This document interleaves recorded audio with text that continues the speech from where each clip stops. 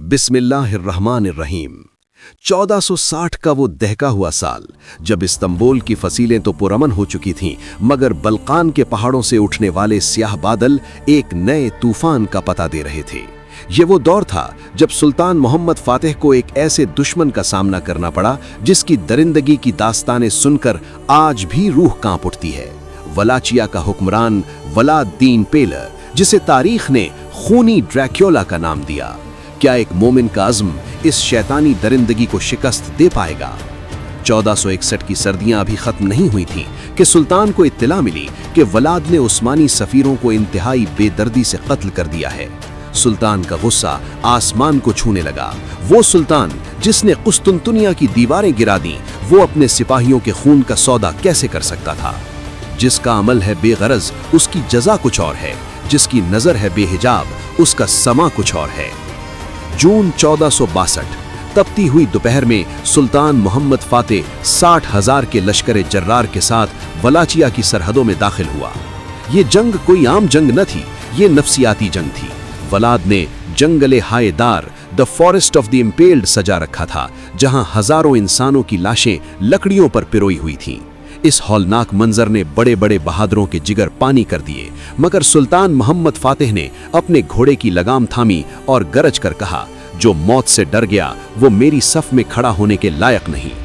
परवाज है दोनों की इसी एक फिजा में, किर्गिस का जहां और है, शाहीन का जहां और। 17 जून 1462 की वो स्याह रात, जब वलाद ने उस्मानी खैमागाह पर अचानक शब खून मारा। उसका मकसद सुल्तान को कत्ल करना था। तलवारें बिजली बनकर कड़क रही थीं। अंधेरे में दोस्त और दुश्मन की पहचान मिट चुकी थी, मगर सुल्तान के जान निसारी दस्तों ने अपने जिस्मों की ढाल बनाकर सुल्तान की हिफाजत की। इसी रात की सहर होते होते वलाद शिकस्त खाकर हंगरी की तरफ भागने पर मजबूर हो गया और वलाचिया की सरजमीन पर एक बार फिर अदल का परचम लहराया। हजारों मरहले हैं इश्क की मंजिल में ऐ नादान, यहाँ जान बेच देते हैं जो जान पाने की हसरत हो। वलाचिया की मुहिम के बाद सुल्तान ने अपनी तवज्जो बहीरा सवद की तरफ मोड़ी। 1461 के अवाखिर में सुल्तान ने तराबजोन की आखिरी बाजंतीनी रियासत का खात्मा करके खिलाफत उस्मानिया की सरहदों को समंदर के आखिरी कोने तक फैला दिया।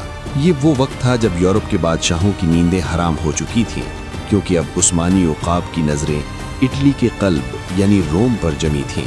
इसी दौरान सुल्तान ने इस्तांबुल में फातिह जामिया मस्जिद की तामीर का संगे बुनियाद रखा। ये सिर्फ एक मस्जिद नहीं, बल्कि एक इल्मी मरकज़ था जहां दुनिया भर से मुफक्किरीन और साइंसदान जमा होने लगे। सुल्तान जानता था कि तलवार की फतह आर्जी है और कलम की फतह दायमी। दलीले सुबह रोशन है सितारों की परागंदगी, सुकूने शाम गुर्बत में है पैगाम सहर पैदा। मगर तारीख के इस मोड़ पर एक नया दुश्मन उभर रहा था। मशरिक से ओजून हसन और मगरिब से इटली के बहरी बेड़े। क्या सुल्तान एक ही वक्त में दो महाजों पर लड़ पाएगा? और वो कौन सा जहर था जो खामोशी से सुल्तान के करीब पहुंच रहा था? ये सब और इससे कहीं ज्यादा सनसनीखेज वाकयात जानने के लिए इस सीरियल की अगली किस्त देखना न भूलें। उकाबी नजरें और दुश्मनों का आखिरी गठजोड़।